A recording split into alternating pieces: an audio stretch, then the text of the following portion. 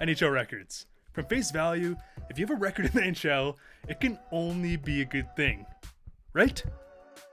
Wrong! Oh. Because when there's good records, equally, there's also humiliating records. Like Buffalo's 18-game losing streak last season, or perhaps the Toronto Maple Leafs losing to a Zamboni driver. So with that being said, in today's video, we're going to go over the most humiliating records in NHL history. Also, this is part 2 to embarrassing NHL records. So if you haven't seen that yet, I'll link it down below. Go watch it. And make sure to press subscribe for your weekly dose of hockey content. Hockey fights.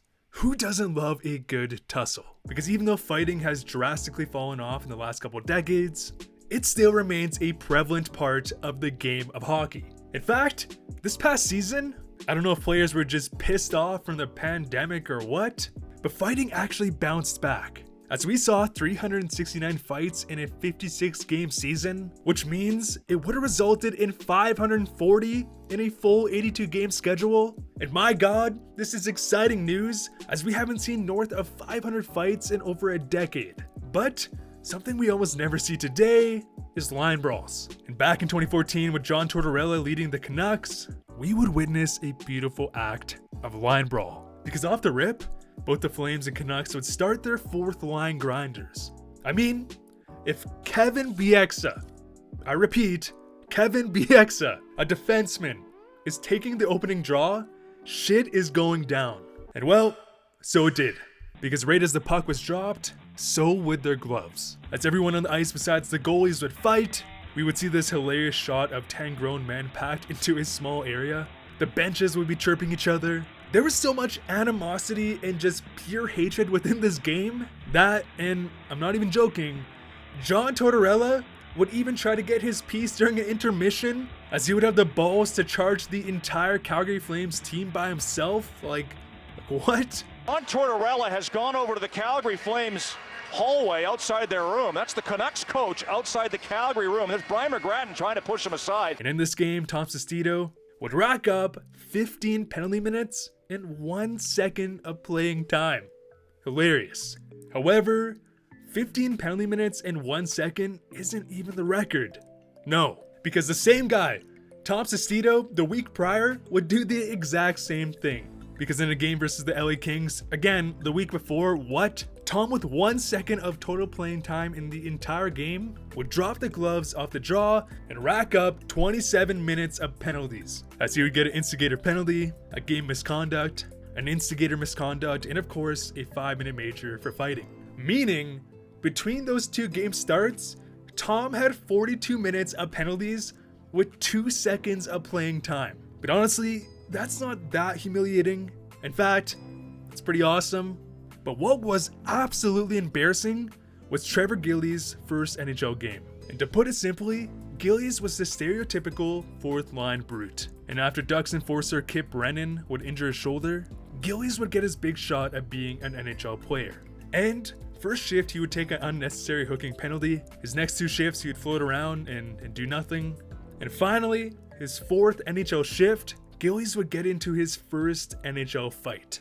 Except it was a big mistake, as he would get absolutely destroyed by the boogeyman, as Derek Boogaard would straight up just knock him out, and Trevor Gillies would end his debut with 21 penalty minutes with 2 minutes and 40 seconds of total playing time. But the thing is, this would be his only game played this season, giving him the record for the most absurd penalty to playing time ratio ever. On top of the fact that this was his first NHL call-up after 7 years in the minors, just to get instantly knocked out by the boogeyman and get sent down for another 4 years. Gillies, this is his first NHL game. He didn't get a chance to fight in the preseason because, and that's it. Oh, goodness. When it comes to NHL stats, the most universally hated one is definitely plus-minus. And that's because it doesn't provide enough context to be valuable. It was heavily used in the early days of hockey. It has been proven time and time again that it alone doesn't indicate anything in terms of how good or bad a player really is. However, in some scenarios, it definitely does tell an interesting story. Case in point, Chris Butler. Being scored on is never fun, and as a defenseman, it stings a little more. And in a game versus the Boston Bruins, Chris Butler somehow managed to finish the game as a -8. And then it was Pouliot. Bruh. Into the middle, they score! I repeat, -8.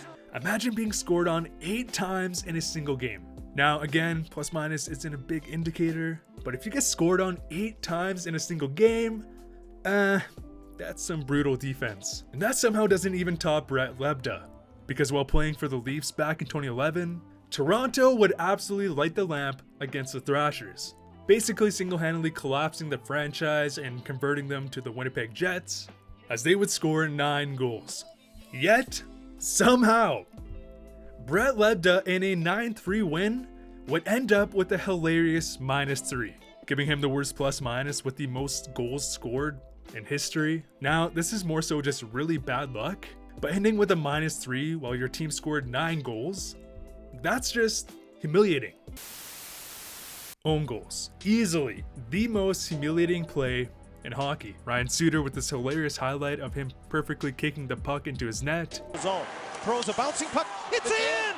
Louis Eriksson starting his Canucks debut by scoring a goal on himself. Look at the puck. Whoa, look out! No! The $6 million goal that started his magical Canucks career. Yet, it gets worse. Much, much worse.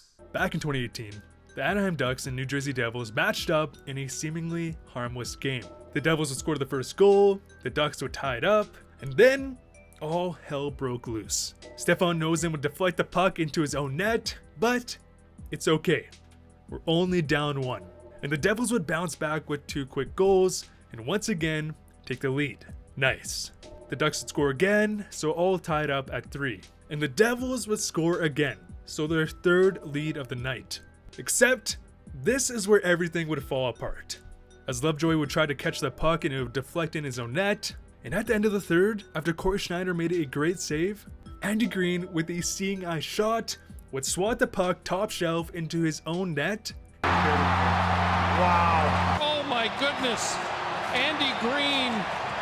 And complete the wholly own goal hat-trick. And again, what is absurd is the fact the Devils had the lead 3 times and single-handedly lost this game due to an own goal hat-trick, sucking the soul out of Corey Schneider, but they would somehow score again. However, they would lose in a shootout, but in a game where they technically scored 8 goals, they lost. And somehow, this isn't even the worst own goal. No, that belongs to Chris Phillips, as he's the only player in NHL history to score an own goal Stanley Cup clinching goal. Because in the Stanley Cup Finals against the Ducks, Chris Phillips would wrap around the net and accidentally tuck the puck into his own goal crease, which again ended up being the Stanley Cup winning goal. Humiliating. In the NHL, most players don't care about the individual awards. Scoring championships, titles, well, I mean, of course they care, but their main prize is the Stanley Cup. However, it's not that easy, because before you can even compete for the cup, you have to make the playoffs. And yes, we talk about players like Connor McDavid or Jack Eichel who have had horrible playoff luck, but that doesn't even compare to Ron Hainsey, because after being drafted 13th overall in the 2000 NHL draft by the Montreal Canadiens, it took Ron Hainsey, and I'm not even joking, 900 NHL games or 15 years to play a single playoff NHL game. And even though that is a horrendous stat, what's awesome is that Hainsey would win the cup in his first try. Ron Hainsey, over 900 games without ever making the playoffs, and in his first playoff year, he's won the Stanley Cup. As he would be acquired by the Penguins in 2017 and was a crucial piece to the blue line, as Hainsey holds the NHL record for the most amount of games played for his first playoff berth. Yet, that's not even as bad as Olli Jokinen, because after being drafted 3rd overall to the LA Kings, Jokinen would have horrible, and I mean horrible, playoff luck. Because in his 18-year NHL career, Olli would play 6 playoff games in his 1,231 game career. Absurd. Which also took him 10 years. Because I mean, at least Ron Hainsey actually won a cup, as Olli Jokinen holds the record for the worst playoff games to regular seasons games played ratio in history. But anyways guys, can you name any absurd NHL record? Comment down below. And make sure to press subscribe for your weekly dose of hockey content. And as always, thanks for watching.